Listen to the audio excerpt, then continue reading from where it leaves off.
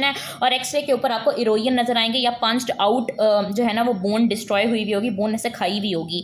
और pseudo gout के अंदर क्या होता है, कैल्शियम पायरोफॉस्फेट के क्रिस्टल्स होते हैं, रोम्बॉइड शेप्ड होते हैं, वीकली पॉजिटिव होते हैं, नी जॉइंट को अफेक्ट कर रहा होता है, ओल्ड एज इसकी मेन एसोसिएशन है, और एक्सरे पे आपको कॉन्ड्रोकैल्सिनोसिस नजर आता है। मुझे बताएं अब ये पहले 2 एलोज आप लोगों को क्लियर हुए हैं?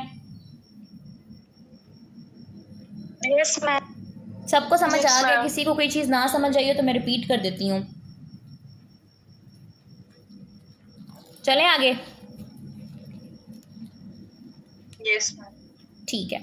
अब बच्चों नेक्स्ट एलो में ना वो आपसे पूछते हैं कि पैथोफिजियोलॉजी क्या होती है मोनोसोडियम यूरेट और कैल्शियम पायरोफॉस्फेट क्रिस्टल डिपोजिशन की जॉइंट्स में, यानी कि ये क्रिस्टल किस तरीके से और क्यों डिपॉजिट हो रहे हैं। हर बंदे के अंदर तो नहीं हो रहा, तो जिनके अंदर हो रहा है उनके अंदर क्यों हो रहा है। सो बच्चों सबसे पहले हम गाउट को पढ़ेंगे, उसके बाद हम स्यूडो गाउट को पढ़ेंगे।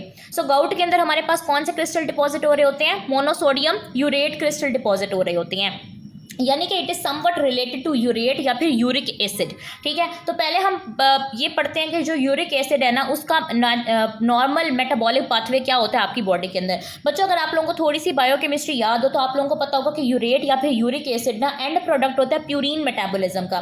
प्यूरिन किस किस चीज़ में होती है, प्यूरिन आप डाइट से ले रहे होते हैं, जैसे कि आप रेड मीट खाते हैं, जो गोश्त वगैरह होता है, या कलेजी खाते हैं, या लिवर वगैरह खाते हैं, सी फूड खाते हैं, इसके अंदर क्या होती है, प्यूरिन्स होते हैं। ये प्यूरिन रिच डाइट है, ठीक है, या अल्कोहल वगैरह लेते हैं, ये प्यूरिन रिच डाइट है।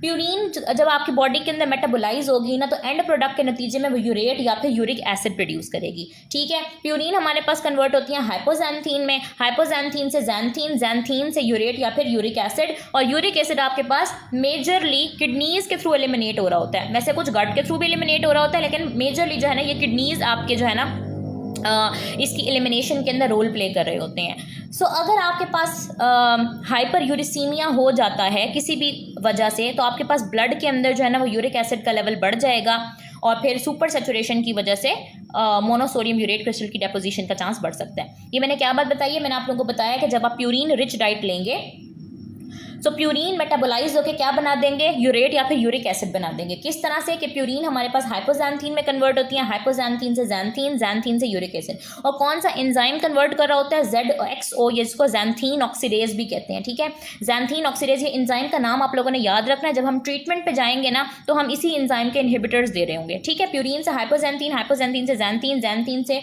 यूरिक एसिड जो एलिमिनेट हो रहा होता है बाय किडनीज, और कौन सा एंजाइम काम कर रहा होता है, जैंथीन ऑक्सीडेज एंजाइम काम कर रहा होता है। अब बच्चों किसी भी वजह से या तो आपकी बॉडी के अंदर जो है ना वो यूरिक एसिड की प्रोडक्शन बहुत ज़्यादा इंक्रीज हो गई है, कि आप प्यूरिन रिच डाइट बहुत ज़्यादा खा रहे हो, प्यूरिन का ब्रेकडाउन बहुत ज़्यादा हो रहा है, या कुछ ऐसे मेटाबॉलिक या जेनेटिक डिसऑर्डर्स होते हैं जैसे कि लिश-निहान सिंड्रोम, शायद आप लोगों ने नाम इसका सुना हुआ भी होगा।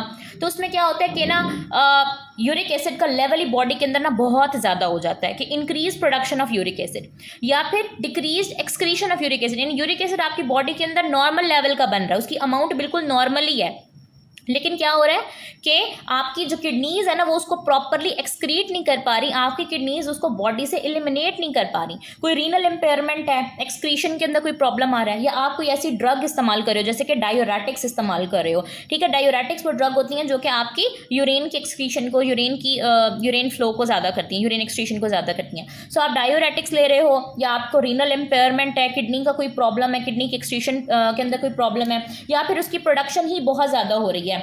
सो increase production of uric acid या decrease excretion of uric acid, और डिक्रीज एक्सक्रीशन 90% केसेस के अंदर यही वजह होती है कि किडनीज का कोई प्रॉब्लम है, किडनीज के अंदर कोई फॉल्ट है जिसकी वजह से वो प्रॉपरली यूरिक एसिड को एलिमिनेट ही नहीं कर पा रही बॉडी में। सो जब यूरिक एसिड एलिमिनेट नहीं हो पाएगा या बहुत ज़्यादा प्रोड्यूस होना स्टार्ट हो जाएगा तो क्या हो जाएगा, कंसनट्रेशन उसकी बढ़ जाएगी, आपके सीरम के अंदर, आपके ब्लड के अंदर यूरेट या यूरिक एसिड की कंसनट्रेशन बहुत ज़्यादा इंक्रीज हो जाएगी, और आपके जो बॉडी फ्लूइड्स होंगे वो सुपर सैचुरेटेड हो जाएंगे विद यूरेट।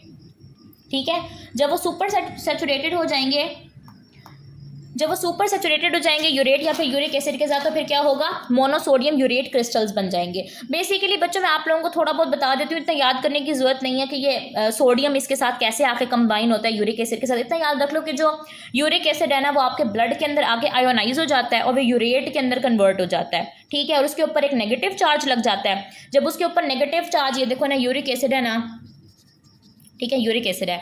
ये जब आपके ब्लड के अंदर आता है ना तो ये एक हाइड्रोजन आयन लूज कर देता है और ये यूरेट के अंदर कन्वर्ट हो जाता है और इसके ऊपर एक नेगेटिव चार्ज लग जाता है। जब इसके ऊपर नेगेटिव चार्ज लग जाता है ना तो ये अपने पास पड़े सोडियम को जो है ना वो अट्रैक्ट करते हैं, इनके दरमियान electrostatic forces of attraction develop होती हैं पॉजिटिव नेगेटिव के दरमियान, और ये sodium urate monosodium urate crystals बन जाते हैं। ठीक है, जब बहुत ज़्यादा यूरिक एसिड का लेवल ज़्यादा होगा तो जाहिर है मोनोसोडियम यूरेट क्रिस्टल्स बहुत ज़्यादा बनना स्टार्ट हो जाएंगे और ये आपके पास प्रेफरेंशियली डिपॉजिट होना स्टार्ट हो जाते हैं कूलर पेरिफेरल टिश्यूज़ के अंदर। ठीक है, यानी कि जैसे आपका लोअर लिम्ब है, फर्स्ट मेटाटार्सोफेरेंजियल जॉइंट है, फीट हैं, एंकल्स हैं, वो कूलर होते हैं तो वहाँ पे जो है ना ये डिपॉजिट होना स्टार्ट हो जाते हैं।